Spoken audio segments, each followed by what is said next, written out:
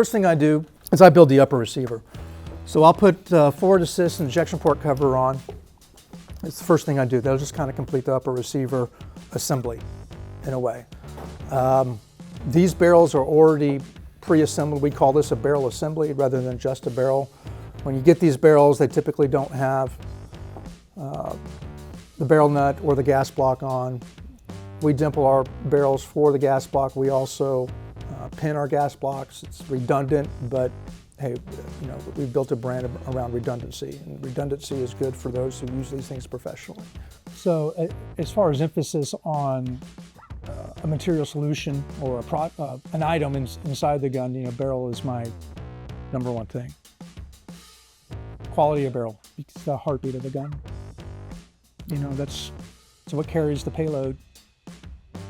And I'm looking for consistency, I'm looking for reliability, I'm looking for accuracy, I'm looking for velocity.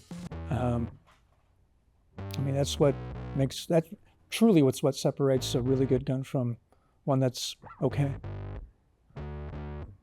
So again, going back, I typically install my forward assist first. We're going to start with a starter punch, and it's going to correlate to the pin of the forward assist mechanism. And the forward assist pin goes in this little hole on the upper receiver. How we're going to do this is we're going to take the forward assist. The way these things clock in my upper receiver is sideways, fat part towards the center of the upper receiver, like that. Does that make sense? Right here, kind of like that. Yep. We're going to mash it in all the way. We're going to hold it in all the way. And one of the super big secrets about building an AR-15 is having a third hand. So you need to develop one if you can get really good at this. Take the pin, put it in the starter punch, press the forward assist in, start it from the top, start it from the bottom, however you want to do it. I typically lay it flat where it's on the Picatinny rail. Gives me a little bit of stability as I'm drifting this pin in.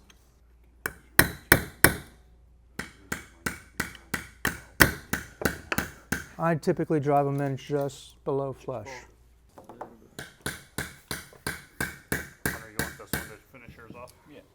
All right, so the next thing we do is stab the barrel in the upper receiver.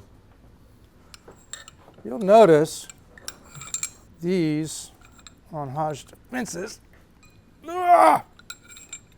don't really want to go in. It's not that something's wrong with them, that's part of our spec. So oftentimes what we have to do is heat this up. So remember earlier we talked about the spec of the upper receiver being a little bit smaller where after thermal fit. Justin here is going to show you typically how we heat up our receivers. We get a good quality air heat gun and we just heat them up. Some receivers take a little bit longer, some don't. And what you're going to end up having to do is when that sucker gets hot, there is a little index pin on the barrel that as you're putting it in the receiver, hand me a receiver please. There's one right there in front of you. Oh yeah, if it was a snake I'd be dead. You're going to want to start it to where that index pin is aligned with a little notch that it's going to correspond to in the upper receiver.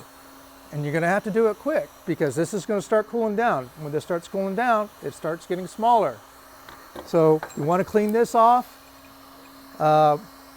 with a rag. Just try to get some of the grease off of it if it's got packing grease or whatever. You want to line it up and get it in here as fast as you can. If you don't get it in quick enough and it's off center for whatever reason, you have to heat it up and get it off again. And it's a pain in the butt. Though, that's just how we do things.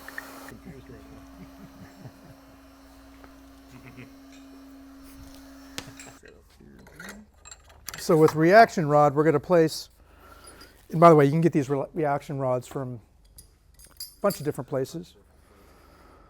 And in a good vise, your reaction rod and your torque and all of that's going to be, if you got a kind of a smaller vise that's not on a good foundation, it's just easier to do with a heavier duty vise on a really good foundation. I mean, And if you have a smaller vise, so long as it's on a good foundation, it works. If you have a big vise, sometimes you can forgive the foundation as much. But the point I'm trying to make is, again, tools, the right tools for the job. But what we're going to do now is we're going to torque the barrel nut into the upper receiver. We have a special wrench which comes with all of our hand guards that can be used multiple times. And goes on a torque wrench. Our torque settings are typically 65 foot-pound to 68 foot-pound. We use a good quality torque wrench for it from good quality tool makers. As we put this barrel nut on, we're going to do a couple things. We use this stuff and typically would take a Q-tip. And again, you don't have to freaking bathe this thing in it. I hit it in a couple different angles. Like the 3, 9, and 6. You don't, a little goes a long way. You don't, again, need to go crazy with it.